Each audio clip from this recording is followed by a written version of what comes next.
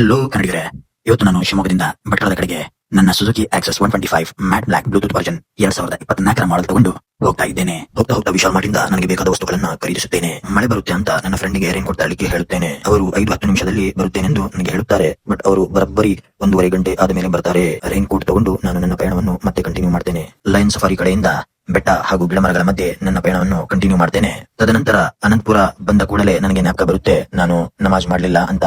ಅದಕ್ಕೋಸ್ಕರ ಅಲ್ಲಿರುವ ಒಂದು ಮಸೀದಿ ಹತ್ರ ನನ್ನ ಗಾಡಿಯನ್ನು ನಿಲ್ಲಿಸಿ ನಮಾಜ್ ಮಾಡುತ್ತೇನೆ. ತದನಂತರ ನಾನು ಸಾಗರ ಮೂಲಕವಾಗಿ ಮಾವಿನಗುಂಡಿ ಹತ್ರ ನನ್ನ ಗಾಡಿಯನ್ನು ನಿಲ್ಲಿಸುತ್ತೇನೆ. ಫ್ರೆಂಡ್ಸ್, ನೀವೇನಾದ್ರೂ ಜೋಗ್ ಫಾಲ್ಸ್ ಕಡೆಯಿಂದ ಹೊನ್ನಾವರ ಕಡೆಗೆ ಅಥವಾ ಮುರುಡೇಶ್ವರ ಭಟ್ಕಳ ಕಡೆಗೆ ಹೋಗ್ತಾ ಇದ್ದೀರಾ ಅಂದ್ರೆ ನಿಮಗೆ ಹಯಾ ಹೋಟೆಲ್ ಬೆಸ್ಟ್ ಆಪ್ಷನ್. ಹೋಟೆಲ್ ಹಯಾದಲ್ಲಿ ನಿಮಗೆ ಚಿಕನ್ ಊಟ, ಮೀನ್ ಊಟ, ಚಿಕನ್ ಬಿರಿಯಾನಿ ಹಾಗೂ ಚಿಕನ್ ಕೋರ್ಮಾ, ಎಗ್ ಕೋರ್ಮಾ, ವೆಜ್ ಕೋರ್ಮಾ, ಪರೋಟ ಎಲ್ಲ ಲಭ್ಯವಿರುತ್ತದೆ. ಮತ್ತೇನು ನಾನು ಬಿಸಿ ಕುಷ್ಕ ಹಾಗೂ 1 ಪ್ಲೇಟ್ ಚಿಕನ್ ಕಬಾಬ್ ತಗೊಂಡು ನನ್ನ ಪಯಣವನ್ನು ಮತ್ತೆ ಕಂಟಿನ್ಯೂ ಮಾಡ್ತೇನೆ. ಮತ್ತೇನು ಹೊನ್ನಾವರ ರೀಚ್ ಆದ ಕೂಡಲೇ ನನಗೆ ಒಬ್ಬ ಕಾಲೇಜ್ ಸ್ಟೂಡೆಂಟ್ ಕೈ ಮಾಡ್ತಾನೆ.